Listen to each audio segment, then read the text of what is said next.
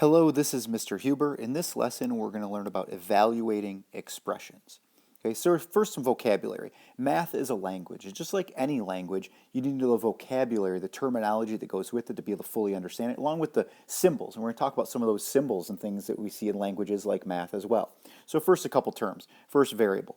Okay, variable is a letter that's used to represent one or more numbers.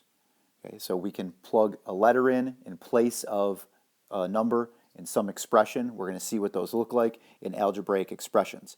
So an algebraic expression is written algebraically, means it's got variables in it. So it's an expression that includes at least one variable. Right, so keep in mind, a variable is holding the place and representing a number, and an algebraic expression is something written out using those variables in some form. So let's see what that looks like. Okay, we're going to complete this table here. So the first one's done already for us. We can see here 5n, that means 5 times n. So that's something good to know. When you have a number and a variable written directly next to each other with no symbols between them, it indicates multiplication. That 5 is called a coefficient. Just a big word for a number in front of a variable. Okay, the operation we used, operation is the mathematical operation, is multiplication, and the variable here, good to be able to identify the variable, that's the letter n. Okay, so we have 5n, which means 5 times n. It's multiplication, and our variable's n. So now let's fill in the rest of these. Let's start with the second column. We're given the verbal expression. Okay, verbal expression means it's written out using words. Algebraic means it's written out using numbers and symbols only. So 14 divided by m. What would that look like if I wrote out the algebraic expression? Well, I could write it two ways actually. I could do 14 divided by m. I could also write that as 14 over m. If I write a fraction, okay, that's numerator divided by denominator. So I'm doing division. And my variable is the letter m. Okay. The second one, let's see, have you pause the video, try that out. Fill out those next three parts of that row, and then we'll go over it. Okay, now that you had a chance to practice this, we see in our algebraic expression, we see the symbol there, the plus sign. So that indicates 6 plus c. You could write it as c more than 6, so keep that in mind. Writing out the verbal part can be written differently depending on what words you're using to indicate the operations that are going on. Okay, so here this is addition, and our variable is the letter c. And that next row, and you can pause these and try them and continue to see how you're doing on picking this up. 8 less than x. This one's a little tricky. In subtraction and division, order matters. So this is not 8 minus x. Okay, if you have x dollars and I have 8 less than you, take x and subtract the 8. So you want to be careful on that. 8 less than x means we're taking the 8 away from the x. It is subtraction. Order matters. Okay, so keep that in mind. And our variable here is the letter x. Okay, again, our variables are just going to be letters are holding the place of some number. We could go back and plug some numbers in there, like in the first one for 5n, we could put a 4 in for n, we could negative 8 in, and we'd multiply them. Right? So it's holding the place of some number. All right, in our next row, we have x to the 5th. Okay, that could be written out as x to the 5th power, x to the power of 5.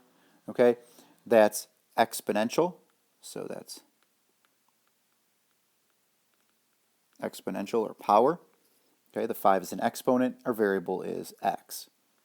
And then we have d raised to the 3rd power. Like the last one, right? Written a little differently than I did in the verbal, but that's okay. So d to the 3rd power. Again, that's exponential again, and our variable here is the letter d. So be familiar with algebraic to verbal. Translating between those is important. Okay? If we're given an algebraic expression, it can be very important to be able to take that and turn it into a verbal expression. If we have a verbal, we want to take that and turn it into an algebraic. That's even more important because there's something written out, maybe a word problem or some application that we want, and we need to write out so we can do the operations with that algebraic expression. Okay, so now we've had a little bit of practice on those. A couple more terms and things we want to look at. In mathematics, substitution is when something is replaced with what it's equal to. Think about in a game. Somebody goes in as a substitute in a game. They're replacing a player that's on the field with another player. Go with substitution. So substitution is we replace something with what it's equal to. Typically here we're going to see if a variable is equal to some value, we can plug that value in for the variable. We can replace the letter with an actual number. Okay, that's how we evaluate an algebraic expression. So evaluating an expression means we're going to get an actual value by putting in some number for the variable.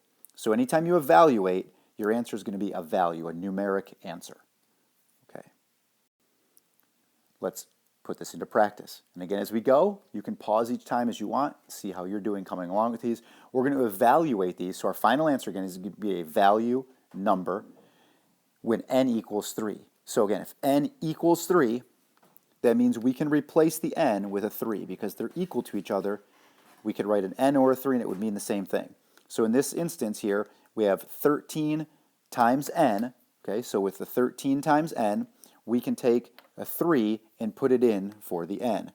So we would have 13 times 3 equals 39. Okay. We come down to the next one. We can replace the n with a 3. We have 9 over 3, which would be equal to 3. Okay, again, we're getting a value as our final answer. Then n minus 8. So this would be 3 minus 8. Right, equals. This is equal each step of the way. Because n minus 8 is the same as 3 minus 8 when we know that n is equal to 3. Right, keep in mind, that's a key here, is that we know n is equal to 3. So we can substitute that in. If n equaled 8, we'd replace every n with an 8. Okay? So let's go on to d here. We have 2 over 5 to the n power. So it'd be 2 over 5 to the third power. When you raise something to a power, you're multiplying it by itself. This is not 2 times 3. It's 2 to the third power. So 2 times 2 times 2, which would be 8, over 5 times 5 times 5, which is 125. So 8 over 125. Then in the e, we have negative 6 plus negative 3. Keep all of their symbols the same. Again, we're not changing anything except replacing the n with what it's equal to, a 3. Everything else is staying the same. So negative 6 plus negative 3, that equals negative 9. And then finally, n to the fourth, so that'd be 3 to the fourth power. That means not 12, but 3 times itself 4 times, which comes out to 81. 3 times 3 is 9, times 3 is 27, times 3 a fourth time would be 81. So again, that's evaluating. Anytime you see evaluate, okay, evaluate means that you're going to get a value for your answer. Every answer we got there was some numeric value. All right, before we do a little more with algebraic expressions, a little capital conundrum. Conundrum means something you're confused by. All right, let's see if we're confused here. What are the only 2 state capitals that have the name of the state in the name of the capital city as well? So if we think about Michigan, Lansing's the capital of Michigan. Okay, Lansing doesn't have the word Michigan in its name. So there's 2 state capitals. They have the name of the city, the name of the state in the name of the capital city as well. Let's see if you think of what they are. Oklahoma City, Oklahoma, and Indianapolis, Indiana. So those are the 2 state capitals that have the name of the state in the name of the state capital. All right. Now let's get back to some more practice. This is where we want to be able to turn some expressions algebraically and verbally and go back and forth between them. So here we're ordering a skateboard and a helmet from an online store. The total weight can be represented by S plus H, right? S for skateboard, H for helmet, right? Where S is the weight of the skateboard. So that's called defining the variable. That's important.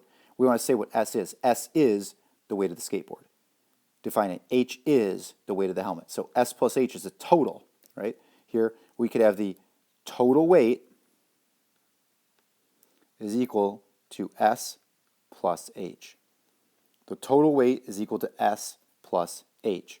So when we then see that the weight of the helmet is 1.3 kilograms and the weight of the skateboard is 5.4 kilograms, we can substitute those in for the values of the variables. And the total weight will be S, the skateboard, 5.4, plus H, 1.3.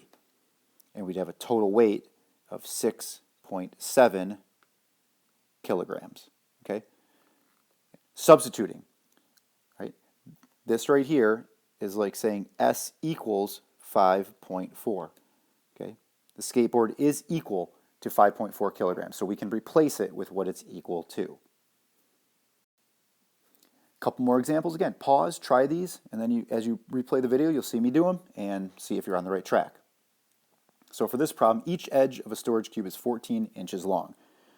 So a cube, like a die, okay, a box where all the sides are the same length, 14 inches. What's the area of one side of the crate?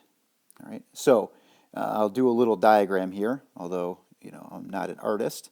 It'll give us at least a little bit of an idea of what we're working on. Okay, so we've got this storage crate here. Okay, and first it's asking us the area of one side of the storage crate. So it'd be like, let's say here, any one side, doesn't matter. So we're trying to find that area. All right. And all of these sides are 14, 14, 14, 14. Okay. So now if we want to find the area of that one side of the storage cube, so the area of a side is going to be equal to 14 times 14. Length times width, base times height, whatever we want to call them, 14 times 14. Okay, that would be the area of one side of the storage crate. Keep in mind we want to indicate the units on these as well. Anytime that you're doing a calculation in area, it's going to be in units squared. So for instance, 14 times 14 here, which is 196, okay, inches squared. Or you could write square inches, write out the words, that's fine. So that'd be the area of the one side. The volume, okay, volume is length times width times height. So we're going to have to do 14 to the third power, right? That's 14 times 14 times 14, 14 to the third power, however you want to work on that. And that would come out to 2,744 inches cubed. Volume is always in units cubed. Okay, so keep that in mind. So you're getting the units on your answers. That's different. Inches is different than inches squared is different than inches cubed. All right, area of a rectangle, or a square, if you will, is length times width, right? A square is a rectangle, so we can find the area, length times width, and volume will be length times width times height, all three dimensions. One more example here. Again, you can try these out, see how you're doing, coming along, understanding this material. We have Jack's family just got a brand new pool. That's nice of them in their backyard. So they can enjoy that on some hot summer days. The pool is rectangular, with a height of 7 feet, width of 10 feet, and length of 20 feet. Write an equation using variables to find the volume of the pool, and then solve to find the volume. Well, we just talked about this, right? So the volume, okay, is going to be the length times the width times the height. Okay? Rectangular pool, length times width times height. We're multiplying, so order doesn't really matter, but I'm going to put them in the order we have here. So length, okay, length of 20 feet. Right here, length of 20 feet. So I'm going to put 20 times width, okay? Our width of 10 feet. So the width is 10 feet, and then the height of 7 feet. Okay? So I can multiply 20 times 10 times 7. And when I do that, again, I want to pay attention to my units. Okay? This is going to be 1,400. 20 times 10 is 200. Times 7 is 2 times 7 is 4. So 1,400, 1,400. In this case, feet cubed. 1,400 feet cubed. Right? That's something you should always do is, did I answer the question and does my answer make sense? So here, two things. Did I answer the question? Write an equation using variables. We wrote an equation using variables. And then solve to find the volume, and then solve to find the volume. So we answered the question. We didn't answer just one part of it. We didn't just write the equation and stop. We didn't just come up with an answer without an equation. Write the equation and then solve it. Okay, and does my answer make sense? You can look back. Did I put the right units on my answer? Right? Does this seem like a realistic answer? Always check. Did I answer the question? Does my answer make sense? Okay? No matter whether you're doing a problem like this or as we go on, or you're doing math down the road, that's always good to do. It's going to help you make sure you can catch any mistakes you might make or places where you can help yourself improve on your grade and your understanding. All right, so we've looked at evaluating expressions. Again, remember what a variable is. It's just holding the place of a number in an algebraic expression. We want to be able to write between those two forms, and remember that when we know what a variable is equal to, we can substitute by putting that value into the expression and doing our operations, our calculations, to get a value for an answer when we're trying to evaluate. If you're a little interested in this pool thing, I'd encourage you to look up how many gallons it would take to fill 1,400 feet cubed. Maybe that's something you can try and research on your own. Think about that and think about a gallon milk jug and how many times you'd have to pour that in to fill up a pool that size. Just to give you a sense for something like that. All right.